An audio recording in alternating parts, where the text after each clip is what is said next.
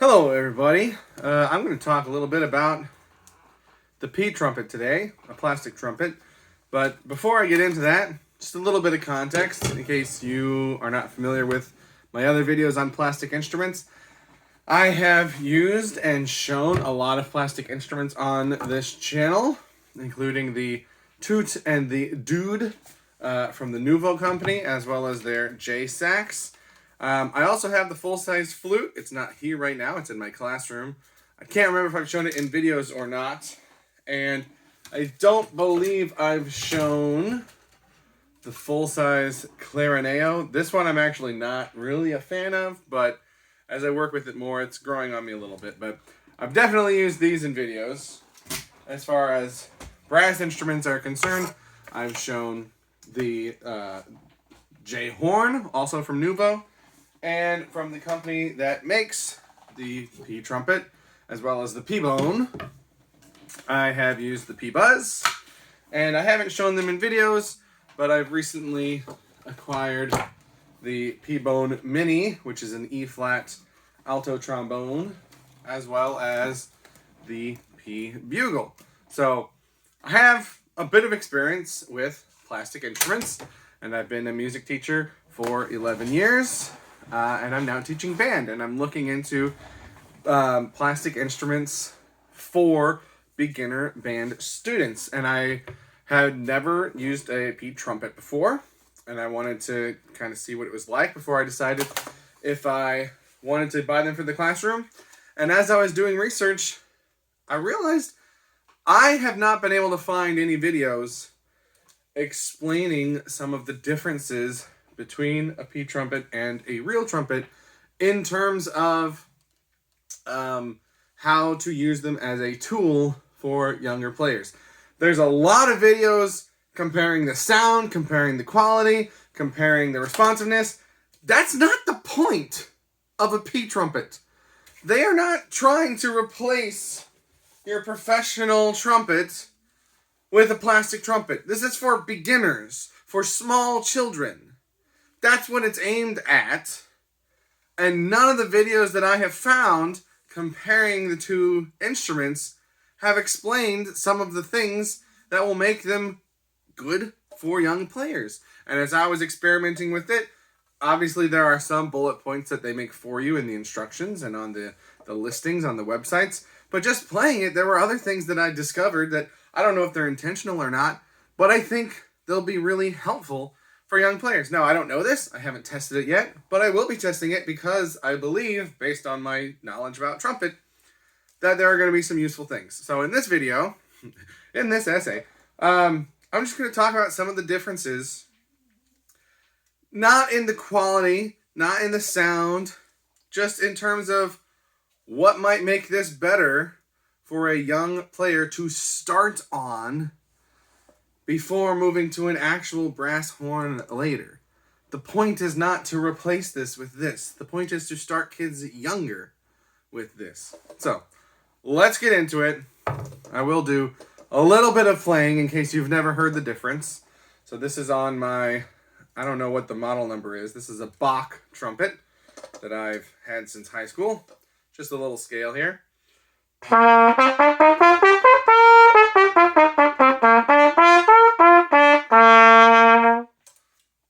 Compare that to the plastic trumpet.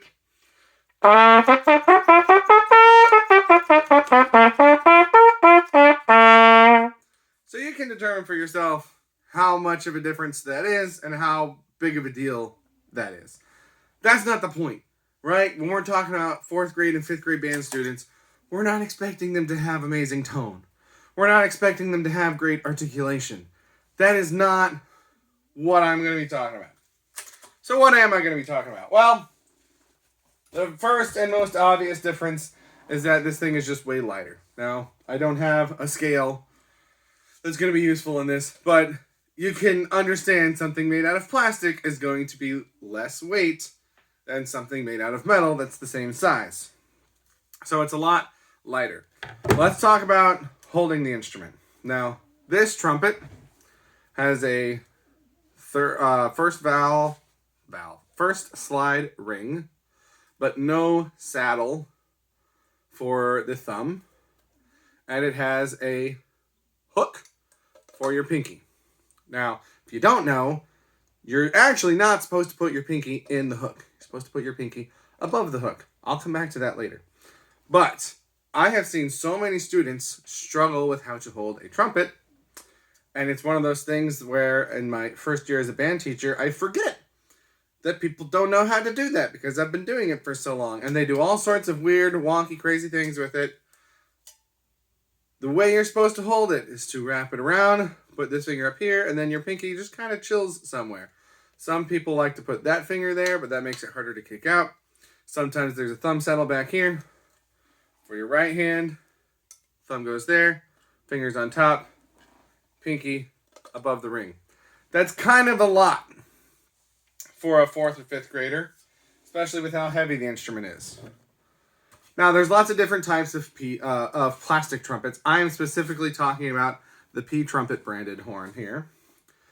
No ring, no saddle. You just grab it. My pinky's going to go down here because my hand's that big. Some kids might do it there. You just grab it. Okay? I'm planning on starting with the bugle because this is how you hold it. You just grab it. So it's way simpler to hold and easier to hold because of the weight. Now we get to the pinky ring. Now this is not really a ring. I call it a shelf. I don't know if it has a technical name. But when I saw that this is their version of the pinky ring, I got confused. Because I thought to myself, this is supposed to be by educators, for educators. You're not supposed to put your pinky in the ring. You're supposed to put it above the ring. Why would they have this here? Why wouldn't they just make it a shelf? And then I got to thinking, well, why do real trumpets have hooks if you're not supposed to use them? Why are they there? And I learned because I looked it up. When you don't know something, you should look it up. That it's mostly for music like jazz and things where you need to have a mute and you need to be manipulating the mute as you are playing, and therefore you need to hold the horn with one hand. That's what the hook is for. Most people that play the trumpet are not going to be doing that, especially children. The reason you're supposed to put your pinky above the hook is to keep your fingers in line so that you are pushing straight down on the valves. If you put that pinky in, your tendency is to then slant your fingers to accommodate that grip. And that means that you're not pushing straight down, you're pushing at an angle, and that makes them less responsive. It can make the valves get stuck or slow, even if they're oiled. So, do I think it might have been better to just make a little shelf there?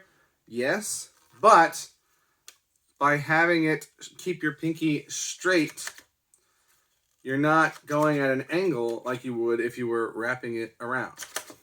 So, it helps with proper finger posture on the valves. Speaking of finger posture, this is not something I've seen explained anywhere. Just playing the horn, this is something I noticed. I developed a bad habit when I play brass instruments that I put my fingers straight across. You're supposed to curve them. See, I've got my pinky in there. You're supposed to curve them so that you push down, but I play straight across. In my euphonium lessons in college, my teacher would say that I was waving at him. And he would always tell me to stop waving at him because you're supposed to play like this, not like this. While on this plastic horn, the valves sit lower down in comparison to the lead pipe. So if you push your fingers straight across, you can't play. The valve gets in the way. So it encourages you to curve your fingers properly. Now, that's only going to affect kids with fingers long enough to have that problem, which isn't going to be all the kids, but it's going to help some kids and not hurt any kids. So I don't know if that's intentional or if that's just a happenstance of how they designed the instrument, but that is a huge deal. The valve slides are all on the same side. On a normal trumpet, you'll have the third valve slide and the second valve slide on one side, and the first valve slide on the other side. On the pTrumpet, they're all on the same side. And more importantly, if you look at the orientation of where the tubes go into the valve casings, the third valve slide is kind of offset on the side of the casing. Second valve slide are atop each other on the valve casing. And the first valve slide are on top of each other on the front of the valve casing. So they're all in different orientations. And what that means is if you take your valves out to clean your horn, and your valves aren't labeled, or you can't read the label, and you forget which order they go in, if you put the wrong valve in the wrong valve casing, the instrument won't work. Now, you can tell the kids to keep track, to take only one at a time, but if the kids are like me, they're going to take everything out because they think it's exciting to clean the horn, and they're going to get confused, and then their horn won't work because they put the valve in wrong. On the pTrumpet, all of the valve slides are oriented the same way. So all of the holes in the valve itself are in the same spot. So any valve can go in any valve casing and it will work. Speaking of problems with valves inside the valve casing, on a normal trumpet, if you take the valve out, assuming you can't perfectly line it up when you go back in, say you go back at a different rotation, if you know what you're doing, you know that you can turn until you hear the click. Once you hear the click, it's locked into place. But again, a small child, even if they're told that, is going to forget that. And I've had multiple instances where the valve is in and it's pushing up and down, but the trumpet doesn't work because they just forgot to turn it and click it. On the pTrumpet, the valves are notched. They come out the bottom. So there's a little notch there. Undo that. Push from the top. Springs on the bottom. And the valves have a notch on them. You see that? There we go. Which means if you don't have it oriented correctly, it won't go in. So they can't forget. You have to orient it correctly in order for it to go through. And then you don't have to remember to do it. It's already correctly oriented because of that notch. They also come with these valve caps. Now these valve caps were not mentioned on the Amazon listing that I looked at. Were not mentioned in the instructions that I got. So I don't know if they have an official purpose. But there's a couple things that I've noticed. First of all, it's the same color scheme. So that's cool.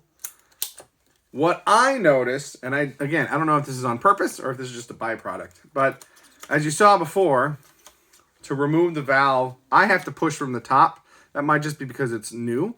It might loosen up over time. But if the cap is on, even if this part is loosened, see, I can't pull it off from the bottom. I can't push that valve through. If I take the cap off, now I can push it through, right? But if that cap's on, it's wider than the casing, so I can't push it through.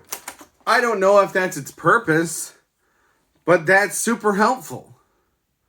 Because then, if somehow one of these gets loosened up, it might fall off, although like I said, I can't pull it off, even when I'm trying to, but say it loosens up, even if it falls off, the valve, if this cap is on, is going to stay in the casing.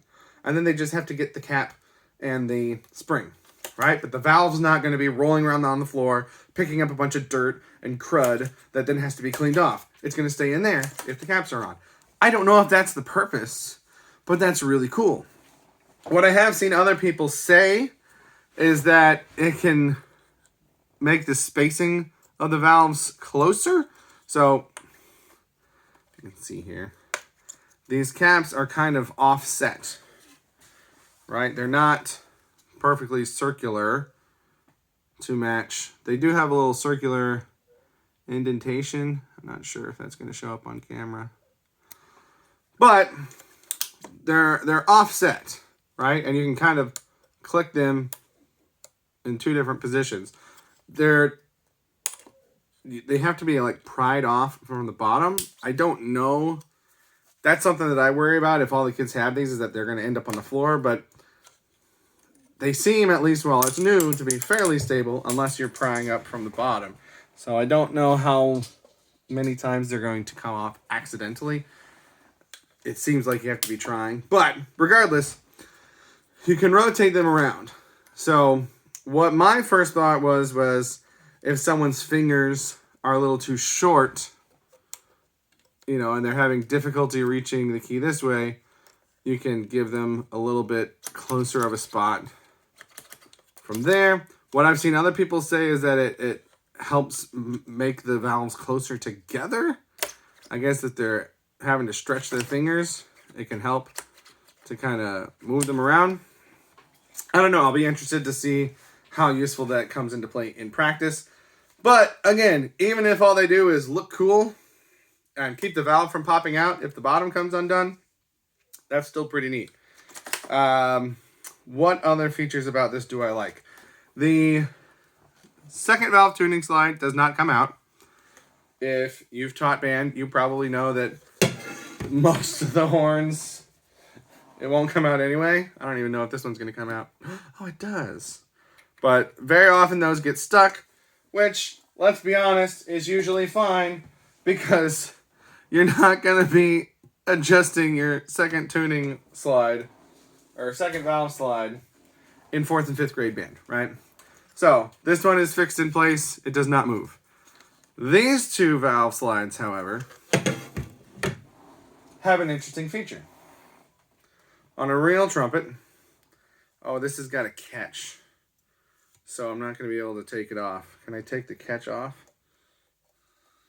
How much time do I want to devote to this?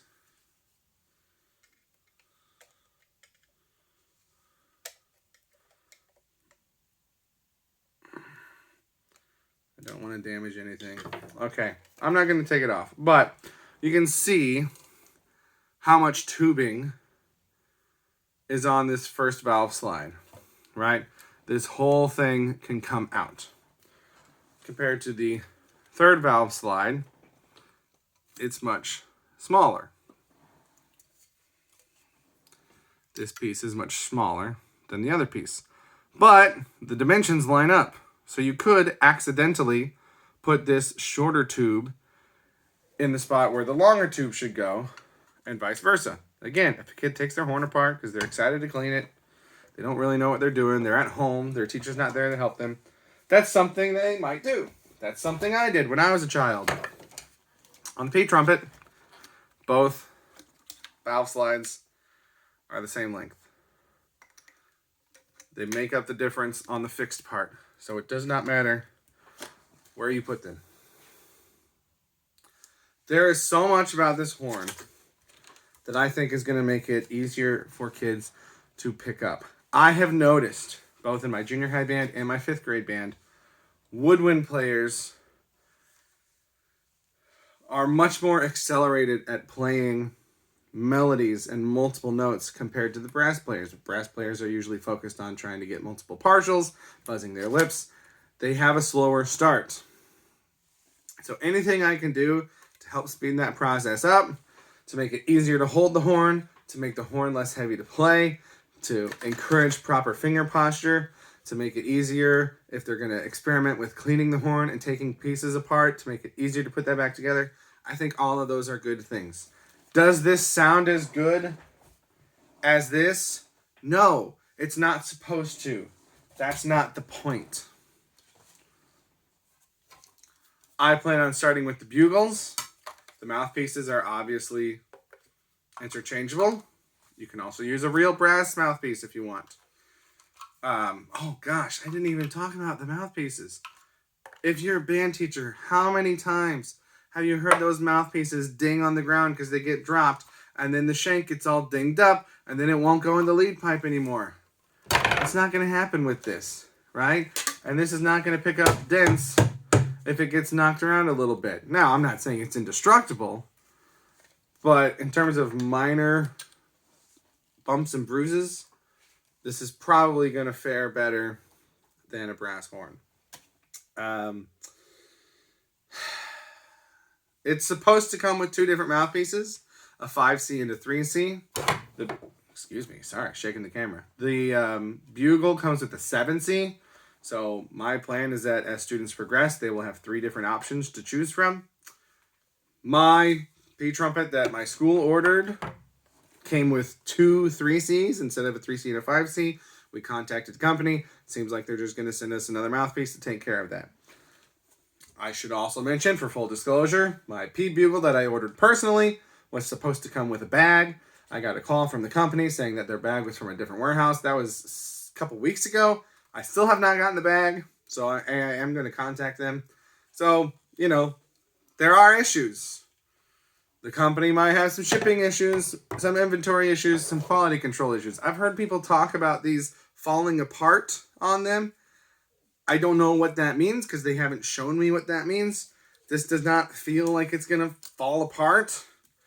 But I've also got 4 brass trumpets, and 2 of them have a broken brace. One of them has the front brace broken. One of them has the back brace broken. So it's not like these don't fall apart, right? And those are Yamahas. Those aren't no-name brands. They're at my school. They're not here. I can't show you. But this doesn't feel like it's being held together by hot glue or anything like that. So I plan on using these next year in my curriculum. If I experience any issues that make me, whether or not they make me change my opinion on this, if I experience any issues that I think is going to be helpful for people to know, I will post another video. I have also ordered the P cornet to see if that might be a better shape for the young players. That's going to be a little bit shorter and a little bit squatter. Maybe I'll do a video comparing those 2 things. I haven't seen that posted anywhere either.